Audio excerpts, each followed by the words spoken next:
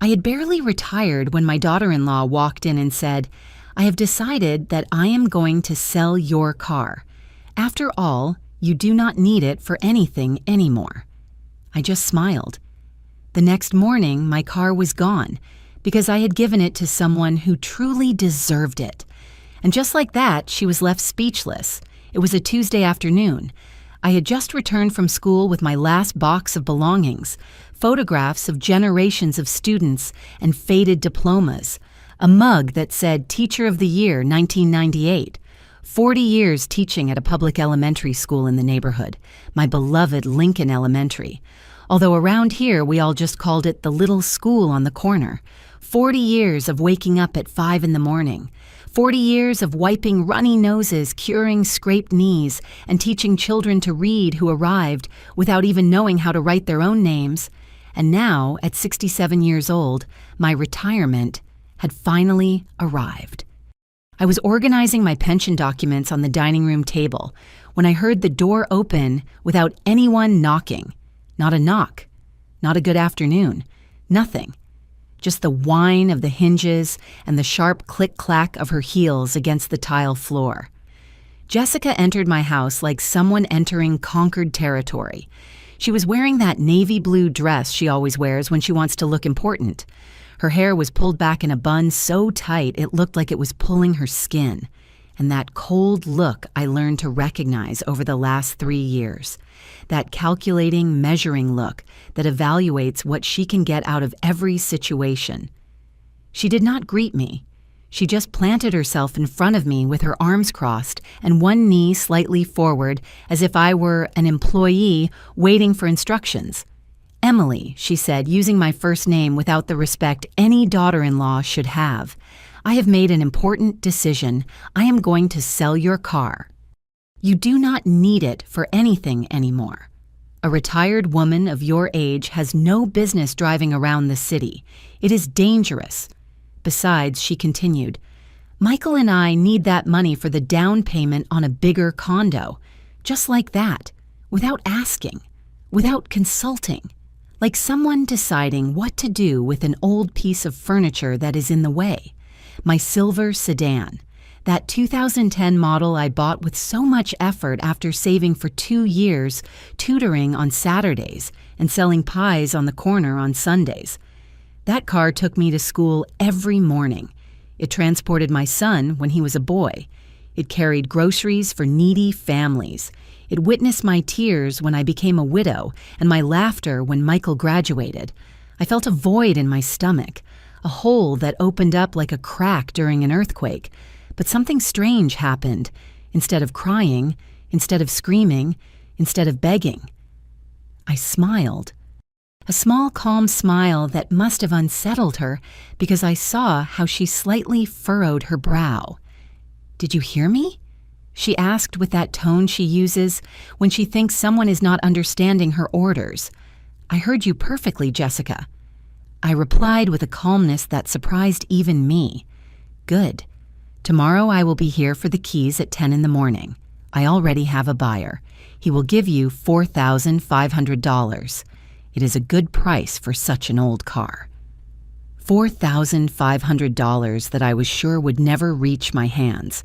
She turned around and left just as she had entered without saying goodbye, leaving only the scent of her expensive perfume and the weight of her words like stones on my chest. I closed the door. I stood there in the middle of my living room, surrounded by my retirement boxes, feeling the walls of my own house closing in on me. But that smile did not disappear because Jessica had just made the biggest mistake of her life. She had just awakened something in me that had been asleep for too long, my dignity, and what she did not know. What no one in my family knew was that I had an ace up my sleeve. A secret I had kept for 25 years, a card I was about to play, but they did not know it yet. The next morning, my car would disappear from the garage, but not for the reasons Jessica imagined. If you want to know how this retired teacher taught the hardest lesson to the person who tried to take everything from her stay until the end. And if this story resonates with you, subscribe to the channel to keep sharing real-life stories that will make you feel you are not alone in your battles. because what came next changed everything. And I swear Jessica never saw what was about to happen coming. I should have seen the signs when Jessica entered our family like a hurricane disguised as a breeze. But a mother always wants to believe the best of the person who makes her son smile, even if that smile is fake. It was February of the year 2022. Michael was 42 years old, and I had already lost hope of seeing him married. Not because he was not a good man, but because he was too good, too noble, too naive.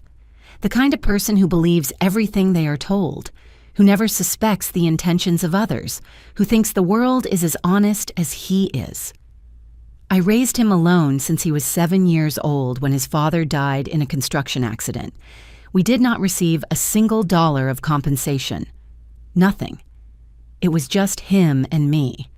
An elementary school teacher with a salary of $1,500 a month, and a boy who had just lost his dad. Those were hard years, very hard. I remember the early mornings preparing his lunch at 5 a.m., ironing his uniform while he slept inventing games so he would not notice we did not have money for toys. I remember selling cupcakes at school, sewing for the neighbors, giving tutoring sessions until 11 at night to pay for his college. Michael studied accounting, graduated with honors, and got a job at a medium-sized firm in a decent neighborhood. He did not earn much, around $3,000 a month, but he was stable, responsible, a good man, just very lonely. Until she arrived. Jessica appeared one day in April at his office.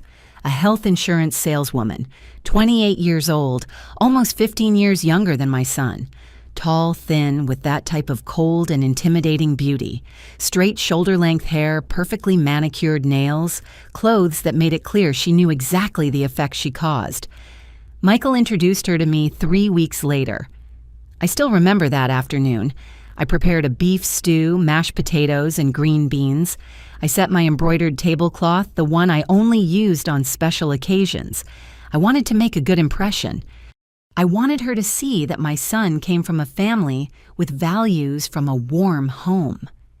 Jessica arrived late, 40 minutes late. She did not even apologize. She sat at my table, looked at the stew as if it were something suspicious, and said, "Oh, I hardly eat. I am watching my figure." Michael laughed nervously. I swallowed the comment like someone swallowing glass. During that meal, Jessica did exactly 3 things. Checked her phone every 2 minutes, talked about how expensive everything was in the city compared to the big city she came from, and asked with a smile that did not reach her eyes if I had ever thought about selling my house. "You know, this area is appreciating a lot," she said, running her finger along the rim of her water glass. "A property like this, although small and let us say traditional, could be worth about $250,000, maybe more. Have you ever considered it, Emily? Emily? Not Mrs. Roberts, not Mom, just Emily, as if we were friends of the same age." Michael looked at her enraptured, as if every word out of her mouth were divine wisdom. I smiled politely and changed the subject. But that night after they left, I sat in my kitchen until 2 in the morning with a knot in my stomach that I could not explain. 6 months later, they got married. 6 months. Not even a proper courtship. Michael called me to give me the news like someone announcing they bought a new car. Excited. Rushed. Without letting me say a single word. "Mom Jessica is amazing. She makes me so happy. We are getting married at City Hall next Saturday. Something simple. Just you and 2 of her witnesses. Nothing fancy. Nothing fancy because they did not have money for a wedding. Or rather, because Michael did not have money. Because later I discovered that Jessica had debts. A lot of debts. Credit cards maxed out with designer clothes. A personal loan of $3,500 she never paid. And a history of jobs that lasted at most 6 months before she was fired or quit. But I did not know any of that yet. On the wedding day, I brought a homemade cheesecake. Jessica did not even taste it. She said it had too many calories. And from that day on, my son started to disappear. Not physically, but in essence. The Sundays he always came to dinner began to be less frequent. First every 2 weeks, then once a month, then almost never. When I asked him, he always had the same excuse. Jessica has plans, Mom. You know how wives are. No, I did not know. Because I was a wife, and I never kept my husband away from his mother. The calls that used to be daily turned into short text messages. Busy, Mom. Call you later. But he never called. And when I finally visited them in their rented 2-bedroom apartment in a middle-class neighborhood, I felt Jessica measuring every minute of my presence, like someone counting the seconds for an unwanted guest to leave. But that was not the worst part. The worst part was seeing how Michael repeated her words like a trained parrot. Mom, do not you think you should think about moving to a smaller place? Maintaining a house is a lot of work for a single woman. Mom Jessica says you should think about your future. Where are you going to live when you are older? Mom, is it true you have savings? Because if so, you could help us with the down payment for a better apartment. My son, my boy, the one I raised with so much sacrifice. Now he was the echo of a woman who barely knew him, and I stayed silent. I nodded, I smiled, because I was afraid that if I said something, if I confronted him, if I complained, I would lose him forever. So I swallowed every hurtful comment, every insinuation, every disrespect disguised as concern until that Tuesday of my retirement. Until Jessica crossed the line she should never have crossed. And it was there when something inside me said enough. But before everything exploded, things got much worse. Because Jessica did not just want my car, she wanted my whole life. It was not a stab in the back. It was a slow poisoning designed so no one would notice except me. The 2 years following their wedding were like watching water erode a stone drop by drop day after day, until one day you wake up and there is nothing solid left to hold on to. It all started with the loans. The first loan was 6 months after the wedding. A call from Michael with a voice loaded with shame. Mom, could you lend us $500? Jessica had some unexpected medical expenses. We will pay you back next month. I promise. $500, almost a third of my monthly check. But he was my son. Of course I gave it to them. They never paid me back. 3 months later. Mom, we need $1,200 to fix Jessica's car. The engine broke down. Is it urgent or she will lose her job? $1,200 that I took from my emergency savings. They did not pay me back either. Then it was $2,000 for an incredible investment opportunity. Jessica had found a multi-level marketing beauty business that promised returns of 300%. Mom, this is going to change our lives. In 6 months, we will pay you triple. That business went bust in 2 months. Jessica never mentioned it again, and I never saw those $2,000 again. In total, during those 2 years, I lent them $7,300. $7,300 from a retired teacher earning $1,600 a month in pension. But the money was not the worst part. The worst part was how Jessica started getting into my life like a poisonous vine. It started with casual visits when I was not home. Michael had always had a copy of my keys for emergencies, but now Jessica used them to enter when I was tutoring or shopping. I would arrive and find things moved, drawers open, papers shuffled. "Oh, Emily, we just stopped by to drop this off." And I took the chance to look for that receipt you asked me for, Jessica would say on the phone with that sweet voice she used when she knew she had done something wrong. But I had never asked her for any receipt. She was searching, reviewing, investigating. What was she looking for? I did not know yet. Then came the comments about my house. "Oh, Mom, do not you think this house is too big for you alone? It has 3 bedrooms and you only use 1. It is a waste. This area is dangerous for an older woman living alone. Have you thought about moving to a building with security? Safer, more practical. A 1-bedroom apartment would cost you $1,200 a month in rent, and you could sell this house. Imagine all that money in the bank. Money that casually she could help me manage." Michael sat there nodding like a puppet. The family Sundays that used to be sacred turned into interrogations disguised as conversation. "So how much do you get from your pension, Emily? Do you have life insurance? In whose name is it? Have you made a will yet? Because you should, huh?" At your age, you never know. At my age, as if I were 90 years old, I was 65. I was healthier than many women of 40. But for Jessica, I was already a useless old woman waiting to die. And Michael said nothing. He never said anything. The worst moment came one Sunday in November. We were eating chili that I had been preparing since 6 in the morning. Michael had seconds twice. Jessica barely touched her plate, as always, and then midway through the meal, she dropped the bomb. Emily, Michael, and I have been thinking. We believe it would be best for you, for your well-being, that you consider the option of moving to a senior living residence. My blood ran cold. A residence, I asked, unable to believe what I was hearing. Yes, she replied. But not just any. A good one where there are nurses' activities. People your age where you are not alone all day. It is the best for you. The best for me. No, the best for her. An empty house she could sell or rent. Mom.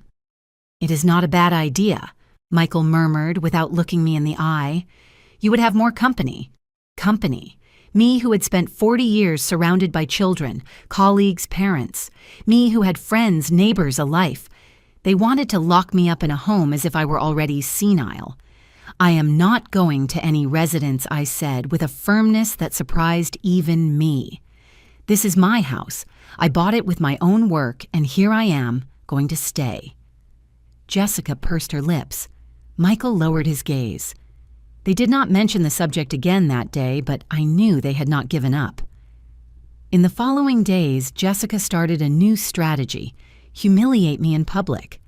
At a family gathering at my cousin Helen's house, Jessica said in front of everyone, "Oh, cousin, take good care of Emily. You know how old people are. They forget things. The other day, she left the stove on and almost burned down the house. A lie. I had never left the stove on. But everyone looked at her with concern and at me with pity." On another occasion at the supermarket, I ran into a former colleague. Jessica, who had accompanied me that day to carry the bags, told her, "Mrs. Lucy, so good to see you. Hey, do not you know a good neurologist? Emily has been very forgetful lately. Michael and I are worried. I was not forgetful. My mind was clearer than ever. But Jessica was building a narrative painting me as a senile old woman who needed guardians. And the worst part, Michael did not defend me. He never defended me. One day I confronted him when he came alone to bring some medicine I'd asked for. "Michael, why do you let Jessica talk like that about me?" He stayed silent, looking at the floor like when he was a boy and did something wrong. "She does not speak ill of you, Mom. She is just worried. Worried. She is making it look like I am crazy. Do not exaggerate, Mom. Jessica loves you very much. She only wants the best for you, the best for me." That phrase again. In that moment, I realized something terrible. I had lost my son, not the physical Michael, but the Michael I knew. The noble boy, the grateful young man, the good man. That Michael had been replaced by a stranger who repeated his wife's words as if they were absolute truths. That night I cried. I cried like I had not cried since my husband's death. Because losing a child to death is painful, but losing him while he is still alive is unbearable. And when I thought it could not hurt any more, the day of my retirement arrived. The day Jessica decided my car was no longer mine. That was the day something inside me died, and something new, something stronger was born. There was a secret I had kept for 25 years, waiting for the right moment to reveal it. That moment was about to arrive, but to understand why that secret was so important, I need to take you 25 years back to 1999, the year I met Mr. Stephen Morgan. Mr. Morgan lived in the house next door. A small one-story house with a little garden in front, painted pale yellow with a purple bougainvillea climbing all over the facade. He had been a widower for 10 years. No children, no close family, just him, his memories, and his rose bushes. He was 73 when we met. I was 42 and had just become a widow. We became friends by chance. One afternoon I saw him struggling with some grocery bags while trying to open his door. I went to help him. He invited me for coffee. I accepted. That cup of coffee became a ritual. Every Saturday afternoon after doing my shopping, I stopped by his house. Mr. Morgan prepared coffee with cinnamon and brown sugar. I brought sweet bread from the bakery on the corner. We sat in his small living room full of black and white photographs and talked about everything. Life, death. God, loneliness. He confessed things to me he had never told anyone. How much he missed his wife. Hope. How it hurt to wake up every morning in an empty bed. How the silence of a house without voices is the heaviest sound in the world. And I told him my fears. Fear of not being able to raise Michael alone. Fear of growing old without company. Fear that my life would be reduced only to working and surviving. Mr. Morgan listened to me with those wise eyes that only people who have lived a lot and suffered more have. Emily, he told me once, life takes a lot from us, but if you pay attention, it also gives you signs of who deserves your trust and who does not. Always keep an ace up your sleeve. Always. I did not understand that phrase until years later. Over time, Mr. Morgan started needing more help. Small things at first, picking up his medicine from the pharmacy, accompanying him to the doctor, getting his groceries when it rained hard. I did it with pleasure, expecting nothing in return because he reminded me of my own father who died when I was 23. But Mr. Morgan did not just have the yellow house where we lived. He had another property, one he had bought in the 70s when a quiet town near here was still cheap and peaceful. A large lot with a 2-story house, a garden with fruit trees, and a 3-car garage. He bought it thinking of retiring there with his wife. But Hope died before they could move, and he never had the heart to go alone. He rented that property for a few hundred a month, enough to supplement his pension. Years passed. Mr. Morgan turned 80, then 83, then 85. His health worsened. Diabetes, high blood pressure, knees destroyed by arthritis. I went every day. I cooked for him. I gave him his medicine. I bathed him when he could no longer do it alone. I accompanied him to the hospital in every emergency. Michael, who was 17 then, also helped him.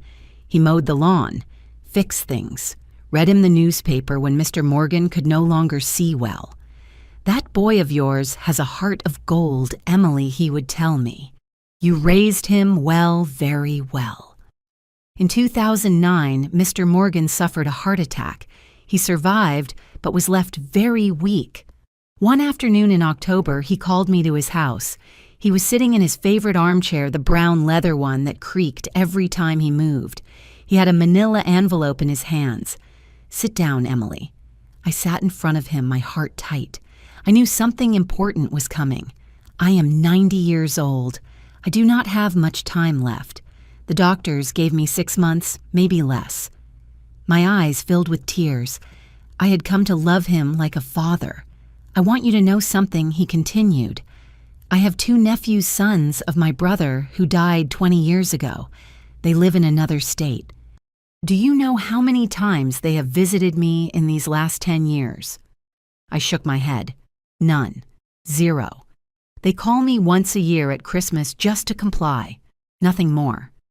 He opened the envelope and took out some papers. This is the deed to my property in the vacation town.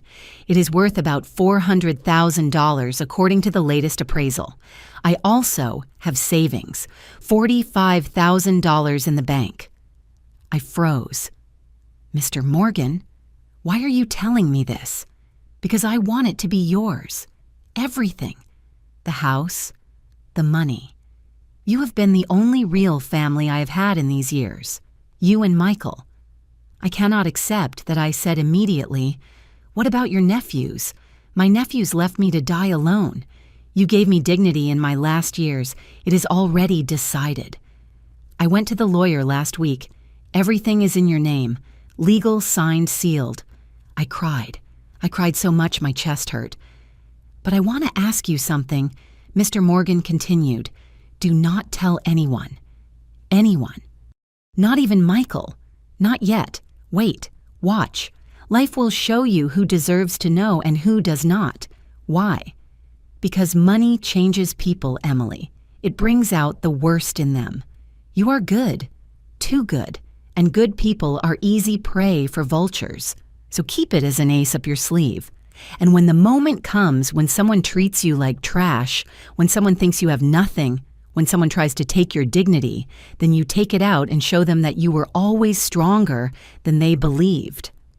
Mr. Morgan died 3 months later in January of 2010. His 2 nephews appeared at the funeral dressed in suits, asking about the inheritance. The lawyer informed them that everything had been left to Emily Roberts. Me. They almost sued me. They said I had manipulated him, that I was a gold digger, that I surely had blackmailed him. But all the papers were in order. Mr. Morgan had even left a letter explaining his reasons. The judge threw out the case. The nephews disappeared. I never heard from them again, and I did exactly what Mr. Morgan asked me. I kept the secret. I did not tell anyone, not my family, not my closest friends, no one. I kept the house rented. I raised the rent over the years. Now it generated more than $1,000 a month, which went directly to a bank account separate from the one everyone knew about. For 15 years, that money grew. I invested it carefully. I finished paying off the mortgage on my house. I saved. I waited. I waited to see who loved me for who I am not, for what I have. Michael passed the test for years. He was a good son, grateful, loving, until Jessica arrived. And then I saw my son transform into a stranger who saw me as a source of resources, as a property that had to be managed, as a burden that had to be removed from the path. Mr. Morgan was right. Money brings out the worst in people, and I had the perfect ace up my sleeve, an ace I was about to show. Because when Jessica entered my house that Tuesday demanding my car keys, when she treated me like a useless old woman, when she thought she could take what little I had left, she made the stupidest decision of her life. Because she did not know who she was messing with, and I was ready to prove it. My retirement should have been a celebration. It turned into my living funeral. It had been exactly a week before the car incident, a Friday afternoon. Michael had called me that morning with that forced, cheerful voice he used when Jessica dictated what to say. "Mom, we want to celebrate your retirement." "Jessica is organizing a special lunch at our apartment this Sunday at 2. Do not be late, I should have suspected." But a part of me, that foolish part that still had hope, thought that maybe, just maybe, my son remembered who I was, what I meant to him, how naive I was. That Sunday, I got ready with care. I put on my sky blue dress, the one Michael had given me 3 years ago for my birthday. I applied soft pink lipstick. I combed my gray hair, which I now wore short at shoulder length. I wanted to look good, dignified. I brought a carrot cake I had been baking since 6 in the morning, Michael's favorite since he was a child. When I arrived at their apartment, I knocked on the door with my heart racing, hope mixed with fear. Michael opened. He gave me a quick mechanical hug. One of those hugs given out of obligation, not love. "Come in, Mom." The apartment smelled of supermarket rotisserie chicken, not homemade food. Jessica was sitting in the living room with her laptop open on the coffee table. She was wearing gray sweatpants and a white blouse. She had not even bothered to dress up for the celebration. She did not get up to greet me. "Hello, Emily. Leave the cake in the kitchen." Not a "what a nice cake," nor a "thanks for taking the trouble." Nothing. I left the cake in the kitchen and returned to the living room. I sat in the armchair, the furthest from the two who were together on the main sofa, as if they were judges, and I the accused. Well, Mom Michael started clearing his throat nervously. "Jessica and I want to talk to you about something important." Jessica turned the laptop toward me. On the screen was an Excel sheet. Numbers, calculations, percentages. "Emily, we made a life plan for you so your retirement is more comfortable and secure." A life plan made by her without consulting me. "What kind of plan?" I asked, feeling my stomach tighten. Jessica smiled, that shark smile she used when she thought she had everything under control. "Look, we analyzed your financial situation. Your pension is $1,600 a month, right?" I had not told that amount to anyone. How did she know? Then I remembered my retirement papers, the ones I was reviewing last Tuesday when she entered without knocking. She had seen them, probably took photos. "That is correct," I replied with a cold voice. "Good. So here is the plan," she pointed at the screen. "First, we are going to sell your car. It is a 2010 sedan. According to the quotes I got, we can get $4,500 for it. It is not much, but it helps." "Wait," I interrupted. "We are going to sell. Who is we?" "Well, you obviously," said Jessica impatiently, as if I were stupid. "But we are going to help you with the paperwork because you do not understand these things." I took a deep breath. I still said nothing. "Second point," she continued. "Your pension, $1,600. It is a good income for a single person, but we believe you should contribute to the family. Michael is your only son. He took good care of you. You raised him, but now it is time to give back. Give back." As if raising a child were a commercial transaction, we propose that you donate 60% of your monthly pension to help us. That is $960. You would be left with $640 more than enough for your basic expenses if you live modestly. $640 to pay electricity, water, gas, phone, food, medicine, emergencies. And exactly how would that help me? I asked. How would you be helping your family? Emily, replied Jessica with that condescending tone used with small children. Michael and I need to save for the down payment on a bigger condo. We want to have children soon. Your future grandchild is going to need space. Future grandchild. Using a baby that did not even exist as emotional blackmail. Michael looked at the floor. Coward. A complete coward. Third point. Jessica printed a sheet and handed it to me. We need you to sign a power of attorney. It is just for safety. In case something happens to you, Michael will be able to handle your legal and financial affairs without complications. A power of attorney. Full access to my house, my accounts, my documents. And if I do not want to sign. Jessica let out a fake, uncomfortable little laugh. Oh, Emily, do not be stubborn. This is for your own good. At your age, things can happen very fast. An accident, an illness. Do you want Michael to have to struggle with bureaucrats while you are in the hospital? Think with logic. Logic. She talked about logic while planning to leave me with nothing. And when do you need my answer? Now would be ideal. I have the appointment with the lawyer scheduled for Tuesday. Of course. She already had everything arranged without asking me, without considering me. I need to think about it, I said, getting up from the armchair. Mom, sit down, Michael said, finally looking at me for the first time. We have not eaten. I am not hungry. But you brought cake. Leave it for Jessica. Maybe she will appreciate it. I took my purse and walked to the door.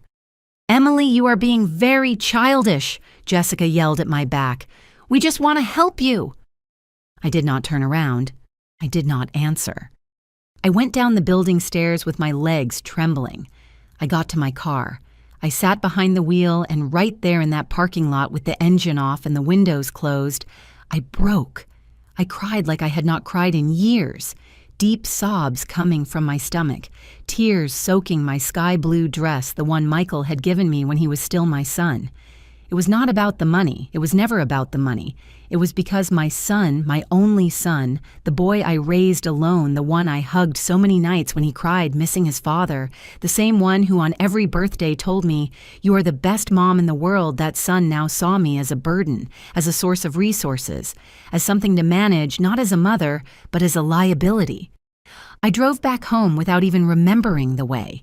I entered my empty living room, sat in my armchair, and stayed there in the dark, looking at the photographs on the wall. Michael at 5 years old in his elementary uniform. Michael at 15 at his middle school graduation. Michael at 24 the day he received his accounting degree. In all those photos, I was by his side, smiling, proud. At what moment did I become his enemy? I grabbed my cell phone, almost dialed, almost gave in, almost told them, okay, keep it all. I will sign whatever you want, just do not abandon me. But then my gaze fell on Mr. Morgan's photo that I had on my small altar next to the Virgin of Guadalupe, and my husband's photo. Mr. Morgan looked at me with those wise eyes, and I remembered his words. Vultures only respect those who fly higher than them. I put down the phone. I went to the closet. From the bottom behind old shoeboxes, I took out a metal box with a padlock. I opened it. There they were, all the documents. The deed to the house in the vacation town, the bank statements, the investments, the proof that I was not the vulnerable old lady Jessica imagined. I took out my cell phone and dialed a number I had kept saved for years. Mr. Bermudez. This is Emily Roberts. I need to update my will. Could you see me tomorrow? Of course, Mrs. Roberts, at 11. Perfect. I hung up and smiled for the first time in weeks, a smile that was not of joy but of determination, because Jessica had just awakened something in me that had been asleep too long, my dignity. And I was about to remind everyone that Emily Roberts was not a victim. She was a survivor, and survivors do not give up. They fight. That night I cried all the tears I had held back in 40 years of being strong. It was 3 a.m. I could not sleep. Insomnia had become my most faithful companion since that disastrous Sunday lunch. I got out of bed, put on my old cotton robe, and walked barefoot to the living room. The house was completely silent, that heavy silence only known to those who live alone, the silence that amplifies every thought, every fear, every pain. I sat in the armchair. I hugged my knees to my chest like a scared little girl, and I looked at the photographs filling the shelf next to the TV. There was Michael everywhere. Baby Michael wrapped in his blue blanket, Michael at 3 with his red tricycle, Michael at 7, the day his father died, clinging to my skirt with eyes swollen from crying so much. I took that photo in my hands. I studied it as if I could find answers in that boy frozen in time. Where was that boy now? At what moment did I lose him? I remembered the day of his father's accident. Charles, my husband for 12 years, bricklayer, honest to the bone, one of those men who share their sandwich with any coworker who did not bring lunch. He fell from a scaffold on the 5th floor, died instantly. The construction company gave us nothing. They said it had been his negligence that he had not put the harness on correctly. Lies. But we were poor, without lawyers, without a voice. I was left alone with Michael, 7 years old, 1st grade. I remember that first night without Charles. Michael could not sleep. He climbed into my bed crying, "Mommy, why did my daddy go away? He did not go away, my love. He had to go to heaven. And why did not he take us? Because we have to stay here. But he watches over us from above." That night, I promised him something. I whispered it in his ear while rocking him in my arms. I promise you will never lack anything. I promise you will have an education. I promise you will have a better life than your dad and I had. I promise you. And I kept my promise. Boy, did I keep it. I broke my back working. I worked double shifts when I could. Teacher in the morning at the public school, private lessons in the afternoons. On Saturdays, I sold pies. I started baking at 4 a.m. On Sundays, I washed clothes for other people. Michael never knew how many times I went to bed without dinner so he could have breakfast. He never knew how many times I'd pawned my gold earrings, my chain, my wedding ring to pay for his school supplies. He never knew I sold the only TV we had to pay for his college admission exam. I protected him from all that. I wanted his childhood to be as normal as possible so he would not carry the guilt of our poverty. And I succeeded. Michael graduated as an accountant with honors.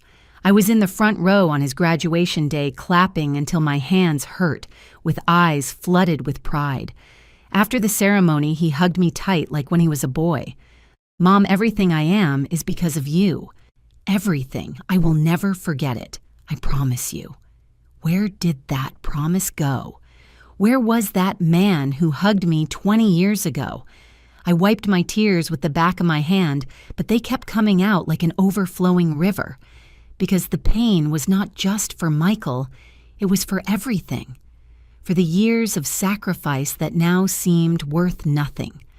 For the sleepless nights caring for him when he had a fever. For the times I walked in the rain because I did not even have bus fare.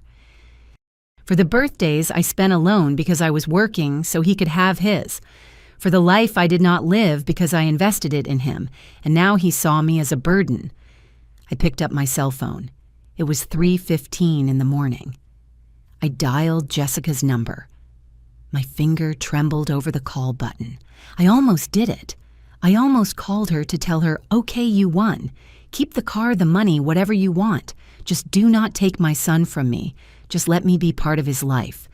Because that was what hurt the most. Not losing the money. Not losing the car. Losing Michael. My finger was millimeters from pressing the button, but then my gaze drifted to the altar in the corner of the living room. There was the Virgin my mom had given me when I got married. The flickering candle cast shadows on the photographs. The photo of Charles, my husband, with his huge smile and hands full of calluses from working so much. The photo of my parents already deceased. My mother with her flowered apron, my father with his straw hat, and the photo of Mr. Morgan with his beige sweater and thick glasses, looking at me with that wisdom only life gives. Mr. Morgan.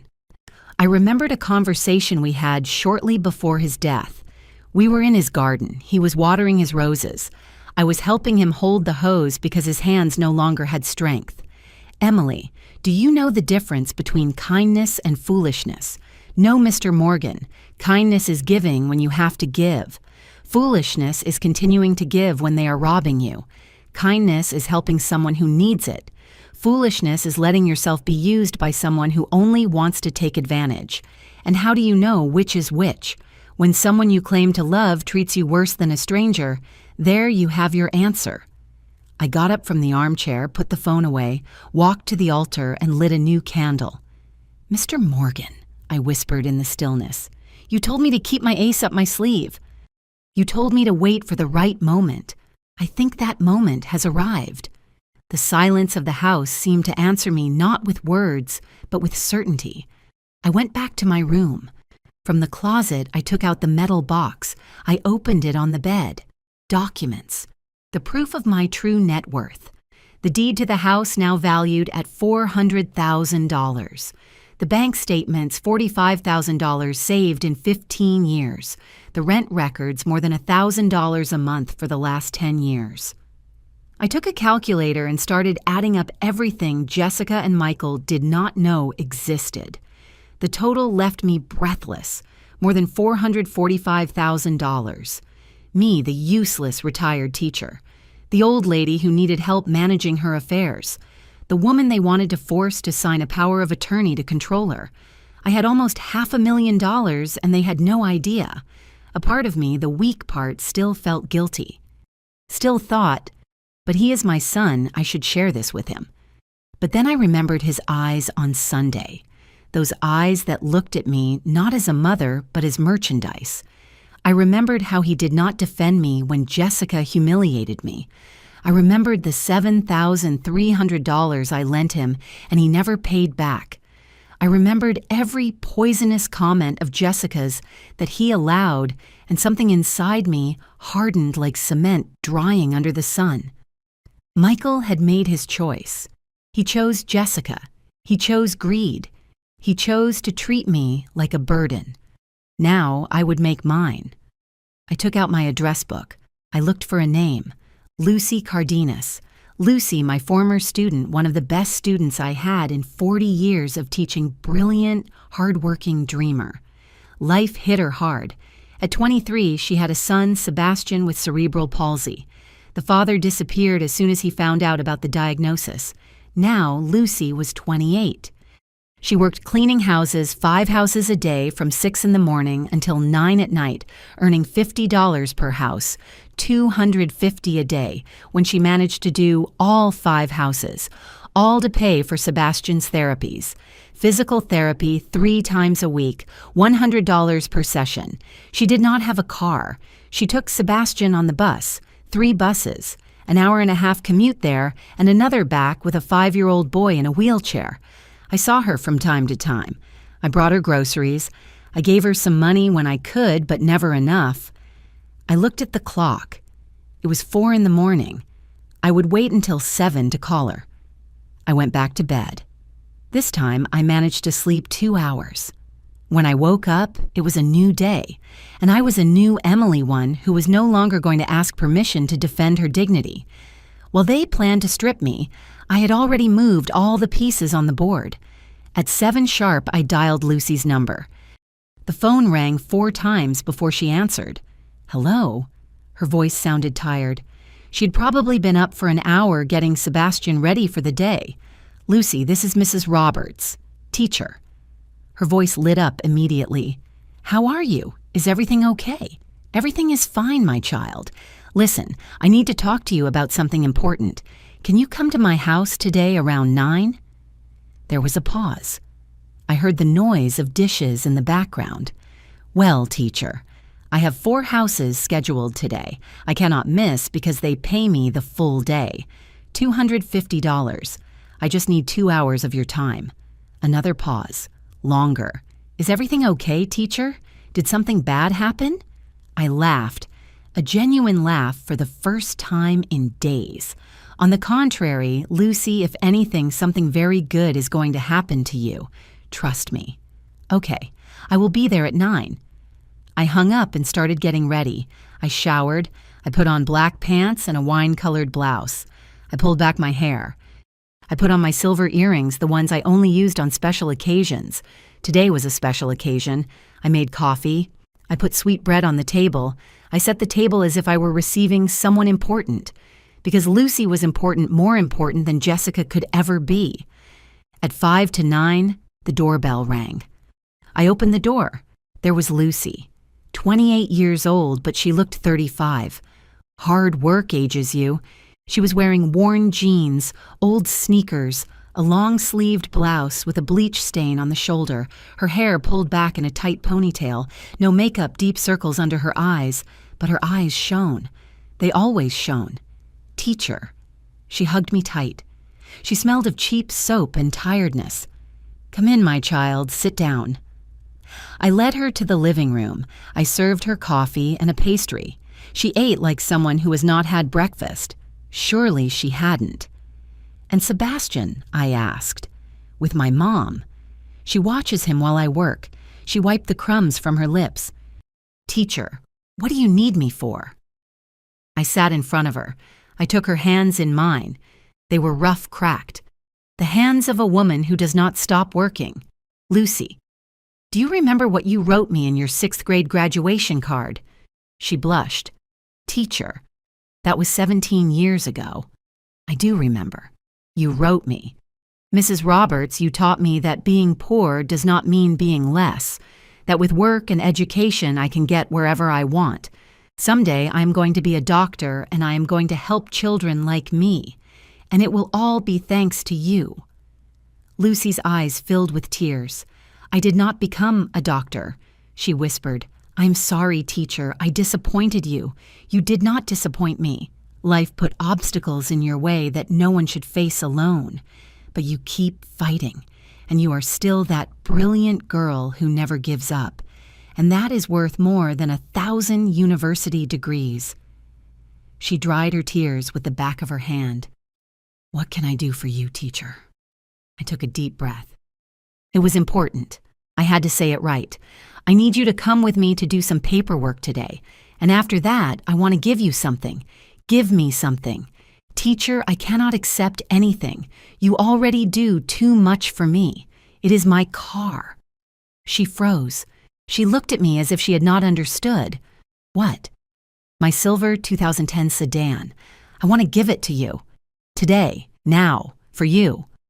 Lucy shook her head, tears now running freely. No, teacher, I cannot. It is your car. You need it. You need it more. You take Sebastian on 3 buses for his therapies. That is 4 hours of commuting every day. With my car, you could do it in 40 minutes. You could work at more houses, earn more, give better therapies to your son. But teacher, my voice became firm. Listen to me well. For 40 years, I was a teacher. I taught hundreds of children. Most forgot about me. Some remember in December, send me a little Christmas message, and that is it. But you have always been there. When I got pneumonia 3 years ago, you came every other day to bring me soup. When I turned 65, you were the only former student who brought me a cake. Every Teacher's Day you send me flowers, even though I know sometimes you do not even have money for your own expenses." She was sobbing now. "It is because you were the only one who believed in me, teacher. When everyone said I was a dumb girl from a poor neighborhood, you told me I was intelligent. You got me the scholarship for middle school. You gave me books. You taught me that I was worth something. And now I want this car to teach you something else. That in this world there are still people who give without expecting anything in return. That unconditional gratitude still exists. That your value does not depend on what you have, but on who you are." I hugged her while she cried on my shoulder. 30 minutes later, we were at the DMV. The paperwork was surprisingly fast. $300. I paid without blinking. In 2 hours, the car was legally in Lucy Cardenas's name. I handed her the keys. She took them with trembling hands. "Teacher, I do not know how to thank you. You already thanked me with years of genuine affection. That is more than my own family has given me." We left the building. The sedan was parked outside, shining under the midday sun. Lucy walked around, touching the hood as if it were not real. "It is mine," she whispered. "Really, it is mine. It is yours." She got in, adjusted the seat. The rearview mirror, put her hands on the steering wheel and closed her eyes. "I am going to take care of it like gold, teacher, I swear. And every time I drive it, I am going to think of you. Just promise me one thing. Anything. When Sebastian is older, when you are better off, when life smiles at you again, pay it forward. Help someone who needs it like I helped you, like you helped me take care of myself when I was sick. Love multiplies when it is shared. I promise, teacher. I promise." She drove off slowly, carefully. I watched her go and felt something I had not felt in months. Peace. I walked back to my house. It was 12:30. At 2 in the afternoon, the doorbell rang. I already knew who it was. I opened the door.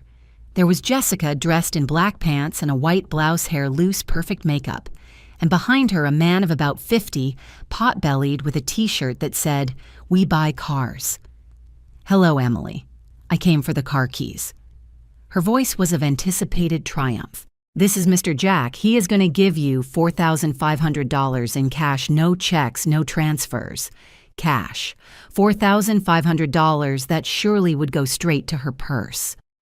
I stood in the doorframe, calm, serene. "Jessica, can you come with me to the garage?" She frowned, confused by my calm tone. "For what?"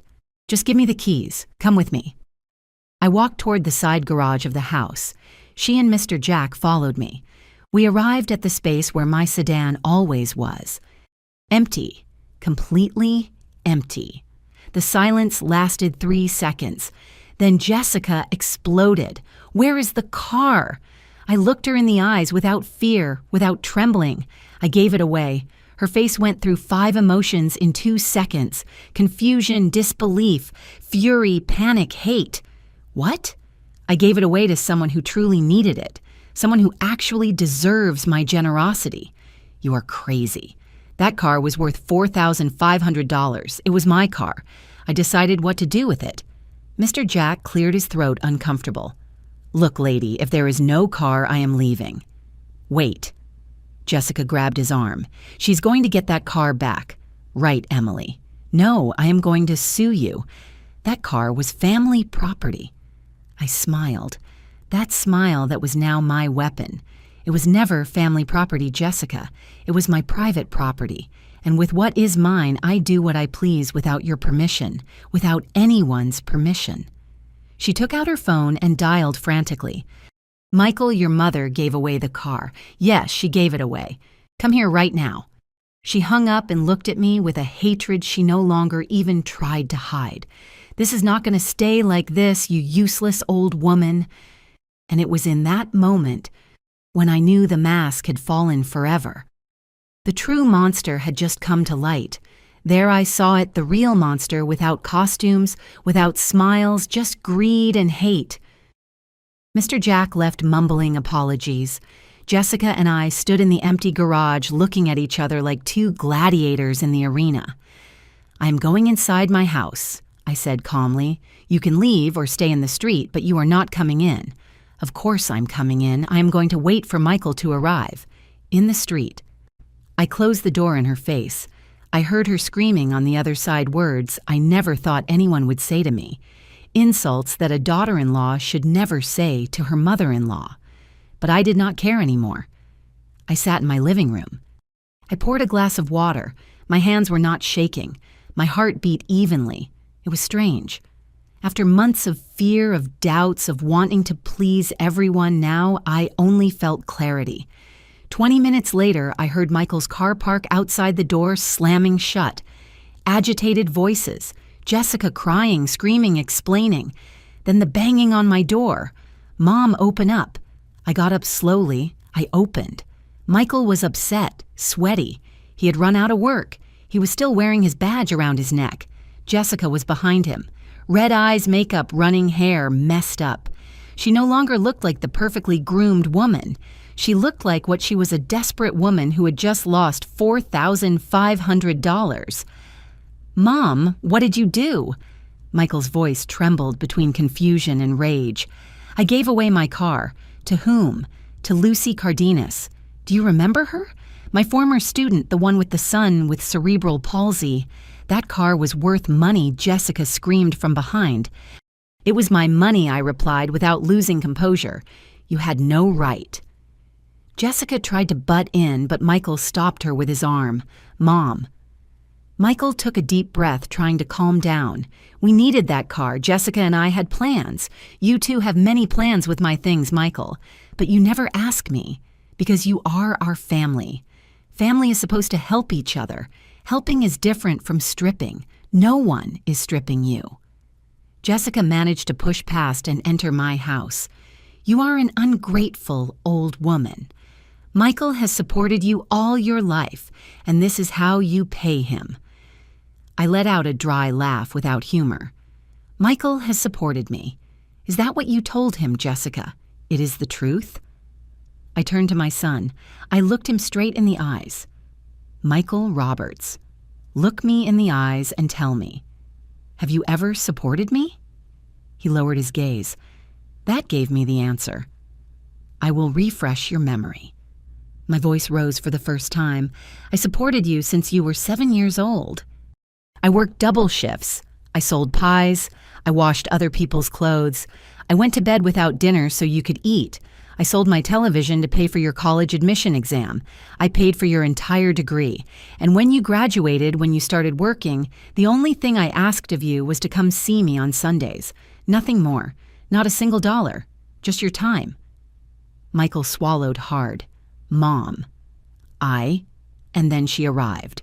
I pointed at Jessica, and Sundays became every 15 days, then once a month, then almost never.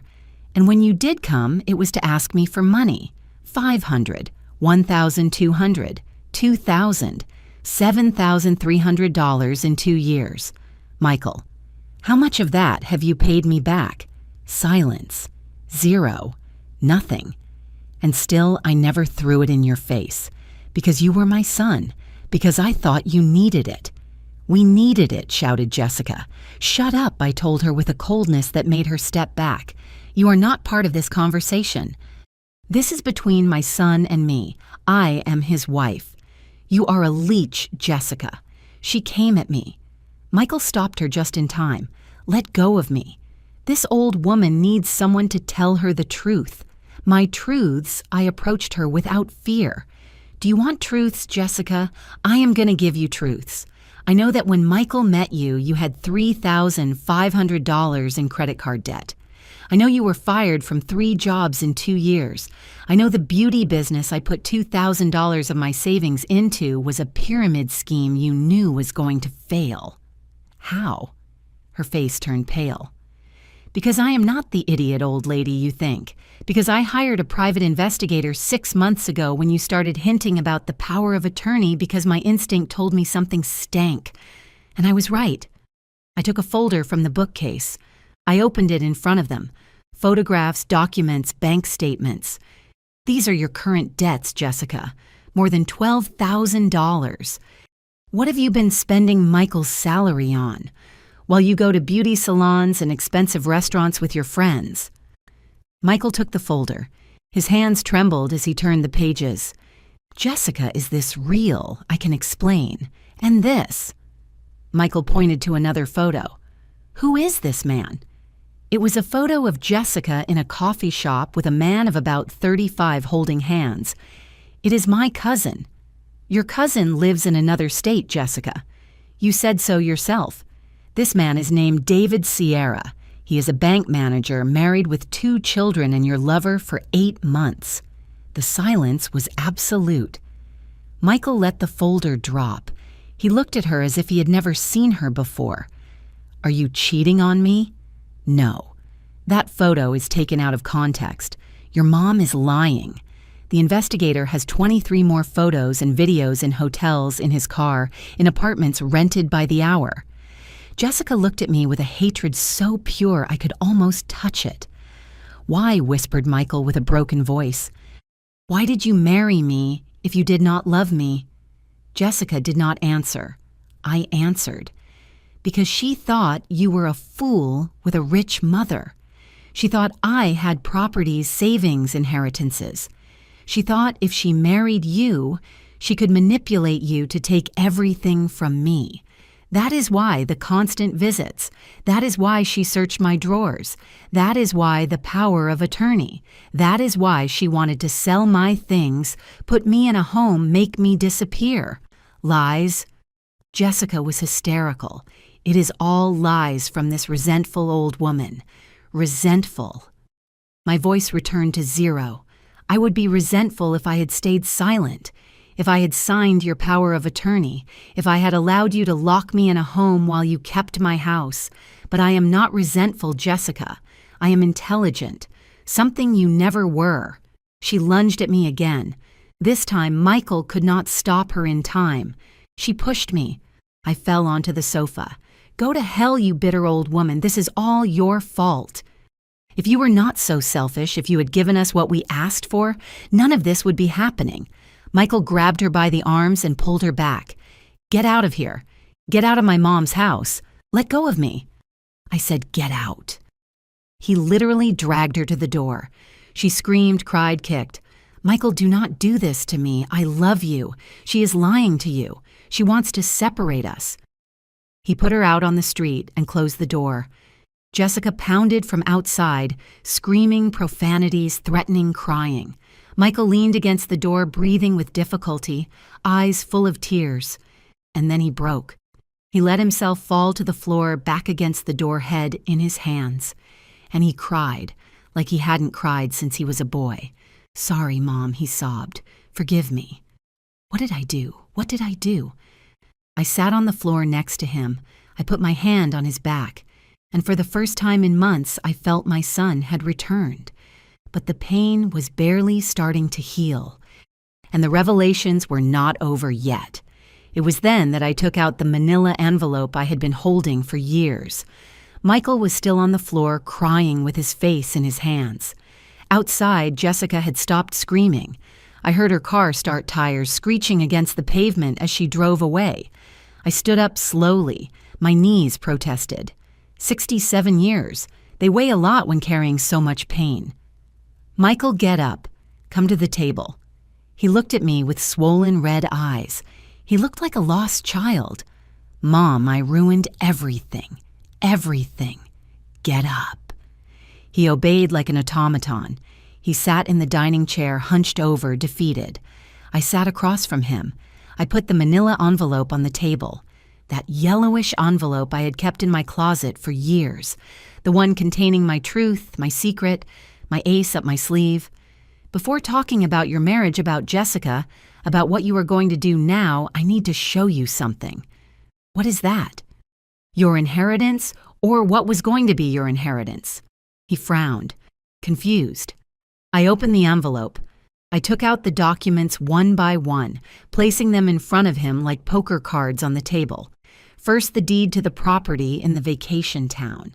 Michael took it, read it. His eyes opened wide. This is It is a house, a 2-story house with a garden, half an acre in a private development valued at $400,000. Whose is it? Mine. The paper trembled in his hands. Since when? Since 2010. 15 years ago. 15 years. And you never told me. No. Why? I took a deep breath. This was the hard part, because Mr. Morgan, my neighbor, the man you helped when you were a teenager, left it to me before dying along with his savings and asked me not to tell anyone, to wait to observe and to see who loved me for who I am, not for what I have. I took out the second document. The bank statement's $45,000 in savings plus what the property rent generates more than $1,000 a month for the last 10 years. Money. I invested, saved, multiplied. Michael looked at the papers as if they were written in another language. Mom, you have $445,000 in total. Yes. He put his hands to his head, closed his eyes. It cannot be. It cannot be. I took out the third document, the one that hurt me most, to show. This is my will, the one I made a year ago, shortly after you married Jessica. I slid it toward him. He read it in silence. His lips moved, forming the words without sound. He finished reading. He looked at me with fresh tears in his eyes. You were going to leave me. Everything. 100%. The townhouse, the savings, this house, everything for you, my only son, Mom. But something started to change. You started to change. The visits became less frequent, the loans more constant, Jessica more aggressive, and I started to doubt. Doubt what? If you really loved me, or if you were just waiting for me to die to inherit. No, Mom. No, I never. Let me finish. I raised my hand. So I made a decision 3 months ago. I went back to the lawyer. I took out the fourth document the new will dated just 2 months ago. This is my updated will signed August 15th, 2025. I handed it to him. I saw his face go from stupor to absolute horror. Only 30%. Only 30% for me. The remaining 70% is divided among 3 of my former students. Lucy Cardenas, to whom I gave the car this morning. Marcela Oliveira, who takes care of me when I get sick. And Rosario Tellez, who visits me every Sunday to play dominoes and talk. But Mom, I am your son, and they are the ones who treat me like a human being. The ones who call to ask how I am without wanting anything in return. The ones who hug me with genuine affection, not out of interest. I love you, Mom. I love you. Love me now that I am alive, Michael. Not when I am dead. He broke again, cried with deep sobs, the kind that come from the gut. Forgive me. Please forgive me. I was an idiot. A complete idiot. I let Jessica poison me. I let her manipulate me. I failed you. I failed the only person who was always there for me. I stood up. Went around the table, kneel at his side, ignoring the pain in my knees. I took his face in my hands like when he was a boy and needed me to look him in the eyes. Michael, look at me. He opened his eyes, those eyes identical to his father's. I forgive you, really, really, because you are my son, because I love you, because I know the Michael I raised is still in there buried under Jessica's lies. But what? Forgiving does not mean forgetting. Forgiving does not mean everything goes back to how it was before. Forgiving means I am not going to carry the resentment. But trust that has to be rebuilt. And it takes time. The time you need, Mom. Whatever you need. And that will is not going to change. Not for now. I need to see actions, not words. I need to see that you really learned the lesson. He nodded, wiping tears with the back of his hand. And Jessica. Jessica is your problem, not mine. You decide what to do with your marriage. But I am going to tell you something. A woman who cheats on you, who uses you, who manipulates your mother. That woman does not love you. She never loved you. I know. Now I know. He stayed there looking at the documents scattered on the table. My whole financial life exposed, all my secrets revealed. For years, I thought you were a poor teacher barely surviving on your pension, he said finally with a hollow voice. And it turns out you are a millionaire. I am not a millionaire, Michael. I am a woman who learned to be cautious, who learned that money gives you options, but it does not give you love. Who learned that sometimes you have to keep secrets to protect yourself from your own family, from anyone who sees you as a resource, not as a person. A long silence, just the ticking of the wall clock. What do I do now, Mom? Now you go to your house. You are going to think things over well. You are going to decide if you want to continue with Jessica or not. And you are going to start building your own life without depending on me, without expecting my money. Just you. Are you going to let me see you? When you want, but with rules. You call me before coming. You do not bring Jessica unless I authorize it, which is not going to happen soon. And you come because you want to see me, not because you need something. I accept, whatever it is. He got up. I did too. We hugged, a long, tight hug, one of those that say everything words cannot. I love you, Mom. I really love you. And I love you, my boy, always. He left with slumped shoulders, defeated but awake. I saw his car drive away through the window. I sat in my favorite armchair. Silence. My empty, quiet house for the first time in years. That silence did not feel heavy. It felt like peace.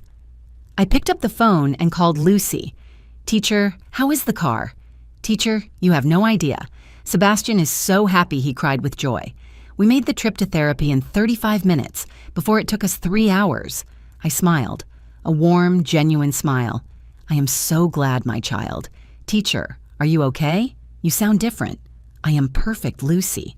For the first time in a long time, I am perfect. I hung up. I looked toward the altar. Mr. Morgan watched me from his photograph. You were right, old friend. Vultures only respect those who fly higher than them. And today, I flew. That night, I slept 9 hours straight. Without nightmares, without insomnia, just peace, because I had recovered something more valuable than $400,000. I had recovered my dignity, and no one never again was going to take it from me. I did not seek revenge. I sought to teach them what they never learned, the value of respect. 2 weeks passed since that day. 2 weeks of absolute silence from Jessica. 2 weeks of daily calls from Michael, awkward and nervous at first, then increasingly genuine. Good morning, Mom. How did you sleep? Did you eat breakfast? Do you need me to bring you anything from the store? Today I remembered that it is the anniversary of Dad's death. I am going to take flowers to the cemetery. Do you want to come with me? Small gestures, genuine attempts to reconnect. I responded with caution. With affection, yes, but with clear boundaries. Good morning, son. I am fine. I already ate breakfast. Thank you, but you can come for coffee if you want. Yes, I will go with you, but come alone. And he came alone. The Michael who arrived at my door was no longer the hunched, manipulated man repeating another person's words. He was someone more awake, more conscious, still wounded, but fighting to return. One afternoon in October, he arrived with a grocery bag. I brought you those cookies you like and some coffee. Thanks, son. I made coffee. We sat at the dining table like before, like when everything was simpler. Mom, I have to tell you something. My heart tensed. Here it came. Tell me. I am getting divorced from Jessica. I said nothing, just waited. I already spoke with a lawyer. It is a divorce for cause. Proven adultery. I have the photos you gave me, and the investigator got more evidence. Videos, messages, everything. How do you feel? He let out a bitter laugh. Like an idiot. Like the dumbest man on the planet. I was married 3 years to someone who never loved me, who only used me, and I was happy, believing I was loved. You are not an idiot. You were naive. There is a difference. Which one? The idiot does not learn. The naive one does. He drank his coffee. His hands trembled slightly. Jessica tried to contact me. She sent me like 100 messages crying, saying everything was a lie. that you invented the photos, that this David is just a friend, that I am the love of her life. And what did you tell her? Nothing. I blocked her everywhere. Phone, WhatsApp, social media, everything. I do not want to hear from her ever again. And did she accept it? No. She went to my job, made a scene, crying in front of all my coworkers, saying I was abandoning her without reason, that my mom brainwashed me. I sighed. I am sorry, son. Do not be sorry. She dug her own grave. Security escorted her out of the building. My boss called me to his office. I explained the situation. He was understanding, but he told me if she returns, he will have to call the police. Silence. I also found out more things. Michael continued, voice increasingly broken, that David is not the only one. There was another before, and another before that. Jessica has a pattern. She looks for men with some money, marries or moves in with them, squeezes them until leaving them with nothing, and then moves to the next. How did you know? The investigator kept looking, found her ex-boyfriend, an accountant like me. She did the same to him, left him with a $20,000 debt. The poor guy is still paying off the cards she used. I got up, went around the table, hugged my son from behind. I am so sorry, Michael. Me too, Mom. Sorry for exposing you to that. Sorry for bringing that viper into our family. It is over now. Do you really forgive me? I told you already. I forgive you. But trust takes time. He nodded against my shoulder. 3 weeks later, a Saturday morning, someone knocked on my door. I opened. Jessica. But not the groomed, perfect, controlled Jessica. This was another woman. Unwashed hair in a messy bun, no makeup, deep circles, dirty jeans, old hoodie. Emily, what do you want? To talk, please. Just 5 minutes. Everything in me said to close the door, but something, maybe curiosity, maybe the need to close the circle, made me take a step back. 5 minutes at the door. You are not coming in. She stayed on the threshold looking at the floor. I came to apologize. I do not believe you. It is the truth. I know I messed up. I know I ruined everything. I know I never should have treated you how I treated you. Is that all you came to say? I came to ask you to talk to Michael, to tell him to give me another chance, that I have changed, And there it was. The real reason. I am not going to do that. Emily, please. He listens to you. If you tell him to forgive me, he will do it. Exactly. He listens to me.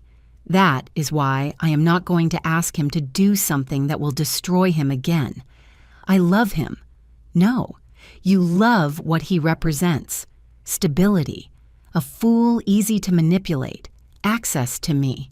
To my money. That is not true. Then why were you unfaithful? Why did you use him? Why was every conversation you had with me to get something out of me? Silence. She had no answer. Jessica, I am going to tell you something, and I want you to listen carefully. My voice was firm. My son deserves someone who loves him for real, who values him, who does not see him as a means to get money. You never were that person, and you never will be. You are a bitter old woman who cannot stand seeing her son happy. And there it was again, the true monster. Without masks, my son was not happy with you. He was your prisoner. He chose me, not you, and now he has stopped choosing you. Live with it. I closed the door. She screamed from outside. Poisonous words, empty threats. This is not going to stay like this. You are going to regret it. I listened no more. I turned up the radio volume. 10 minutes later, she left. She never returned. The divorce was finalized 3 months later in December 2025. Michael did not give her a single cent. She could not fight. Adultery was proven. The last I heard of her was that she moved to another state, with another man, another accountant, another naive soul. Some people never learn. But it was no longer my problem. My problem was rebuilding my relationship with my son. And little by little, visit after visit, Coffee after coffee, we began. Michael started coming every Sunday, alone, asking for nothing, just to talk. He told me about his job, about his plans, about how he was learning to live alone. It is weird, Mom. I have never really lived alone. From your house, I went straight to live with Jessica. Now I have to learn to cook, to wash my clothes, to fill my own loneliness. That is good. You need to know yourself. Do you think someday I can trust someone again? Yes. But first, learn to trust yourself, in your instincts, in your value. One afternoon in January 2026, he arrived with something in his hand, a white envelope. What is that? Open it. Inside was a check for $7,300. Michael, this is everything I lent you. What you lent me with interest. It took me 4 months to gather it. I stopped eating out. I sold things I did not need. I did extra work. But here it is. Payment in full. My eyes filled with tears. You did not have to do it. Yes, I did. Because when one borrows, one pays back. That is how you taught me. And I had forgotten. I hugged him tight. I am proud of you. I do not deserve it yet, but I am going to deserve it. I promise you. And he kept his promise. In the following months, Michael transformed. Slow but steady. He started therapy, learned about toxic relationships, about codependency, about boundaries. He started becoming the man I always knew he could be, and I started to loosen boundaries, to trust again. The will stayed the same, 30% for him, 70% for my former students. But it was no longer a punishment. It was a reminder. A reminder that love is shown with actions, not with words. That family is not just blood. It is who accompanies you in the good and the bad. One afternoon in April, drinking coffee in my garden, Michael asked me, "Someday are you going to change the will?" I do not know. Does it bother you? No. Well, a little. I am human, but I understand why you did it. And I understand that Lucy, Marcella, and Rosario deserve it as much as I do. Maybe more. Michael, the important thing is not what you have when I die. The important thing is that you have me while I am alive. He smiled, a clean, genuine smile. You are right. Not always. But in this, yes. Sundays became sacred again. Michael came. Sometimes he brought food. Sometimes we cooked together. We always talked. About everything. About nothing. About life. Like before. Like it always should have been. If this story teaches you something, let it be this. Never let anyone steal your value for fear of being alone. 8 months have passed since that Tuesday when Jessica entered my house demanding my car keys. 8 months that seem like a whole lifetime. I'm sitting in my garden. It is a Saturday in June, 4 in the afternoon. The sun warms gently. I have a cup of coffee in my hands and a light blanket over my legs. It is not cold. I just like feeling tucked in. I look at the empty space where my silver sedan used to be, and I smile because that day I did not lose a car. That day, I recovered my dignity. Life after the storm is different, quieter, clearer. Like when you clean a dirty window, and suddenly you can see the whole landscape. Michael comes every Sunday without fail, sometimes during the week too. He no longer carries another person's shadow. He no longer repeats borrowed words. He is himself again. Or maybe him for the first time. He divorced Jessica in February. The process was faster than expected. She did not fight much. I suppose she understood there was no point. Or maybe she already had her next victim. My son now lives alone in a small one-bedroom apartment. He cooks, washes his clothes, pays his bills. He is learning to be a complete man, not half of someone. Mom, he told me 2 weeks ago while we were washing dishes together. I think I was never really an adult until now. I always depended on someone, on you. Then on Jessica. I never learned to be alone. And how does it feel?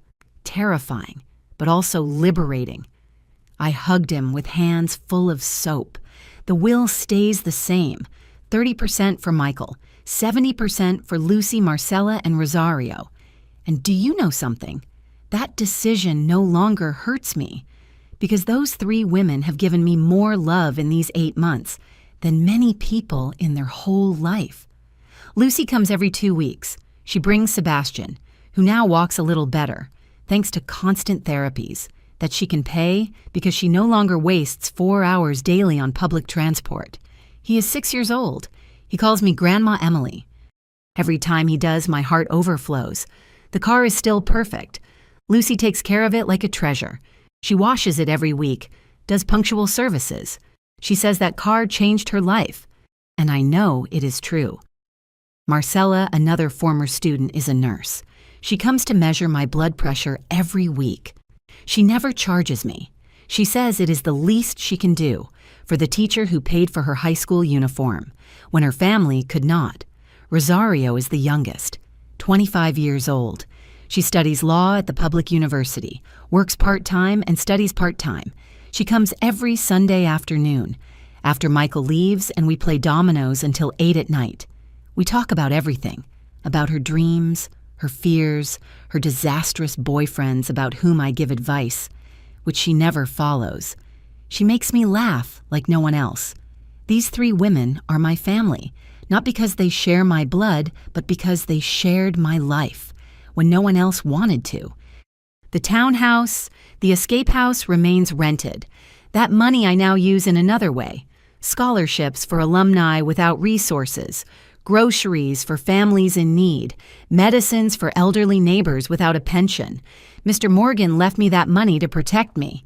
Now I use it to protect others. I think he would be proud. Sometimes I see his photograph on my altar and speak to him as if he were listening. You were right, old friend, about everything. Money brings out the worst in people, but it can also bring out the best when you use it well. You taught me to fly higher than the vultures, and I did. My pension is enough for me. I live alone without luxuries, but without lack as I have always lived. The difference is that now no one tells me what to do with my money, how to live my life, or treats me like a burden. And that is priceless. Sometimes I wonder what would have happened if that day I had given in, if I had given the car keys to Jessica, if I had signed the power of attorney, if I had accepted donating 60% of my pension. Today, I would be living on $600 a month in some cheap nursing home without a car, without autonomy, without dignity. Michael would still be married to Jessica, being her puppet, unhappy without knowing it. And I would be dying while alive. But I did not give in. That day I smiled, and that smile changed everything, because it was not a smile of defeat. It was a smile of strategy, of power, of someone who has an ace up her sleeve and is ready to use it. Now, sitting in my garden, drinking my coffee and feeling the warm sun on my face, I realize something. I am 67 years old. Statistically, maybe I have 15 or 20 good years of life left, maybe less, maybe more, nobody knows. But this I do know.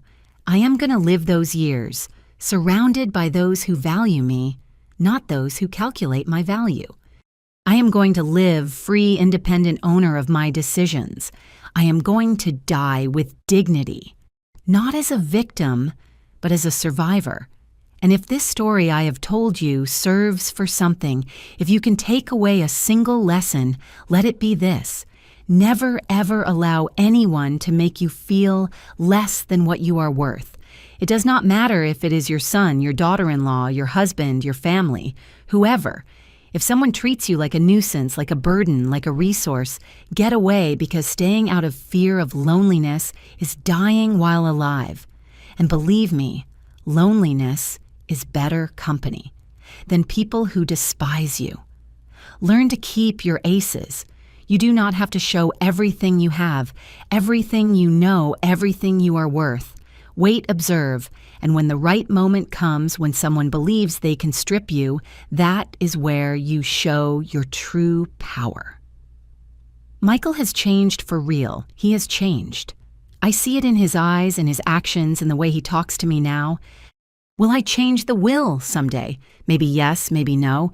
The important thing is that now he understands that my love is not measured in money, that my value as a mother does not depend on what I leave him, that I am not a bank, I am his mother. And mothers deserve respect, always. I finish my coffee, the sun begins to set. Soon it will be time to prepare dinner. Tomorrow is Sunday. Michael will come at 2. As always, he will bring rotisserie chicken and tortillas. I will make rice and beans. We will eat together. We will talk. We will laugh like a real family.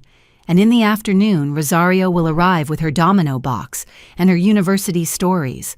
My house will fill with voices, with laughter, with life, not greed, not manipulation, not pain, but genuine love. And that is the only thing that really matters in the end. I get up from my chair, take the empty cup look for the last time at the space where my car used to be. Thank you, old friend, I whisper to the wind. You were more than a car. You were my instrument of justice, my way of recovering what had been taken from me, my dignity. I enter my house, close the door, and feel peace, a deep, complete peace, the kind of peace only known to those who fought for it and won it. I am 67 years old. My name is Emily Roberts. I was a teacher for 40 years, and I taught hundreds of children to read to add to respect.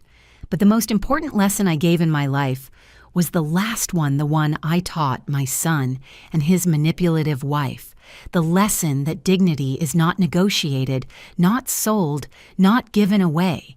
Dignity is defended with intelligent smiles, with strategy, with aces kept up the sleeve, and with the courage to say up to here and not one step further. If my story touched your heart, if it made you remember something you lived or are living, I invite you to leave your comment down here. Tell me, have you ever had to defend your dignity? Have you set boundaries for someone you thought you loved? You are not alone. You are not alone.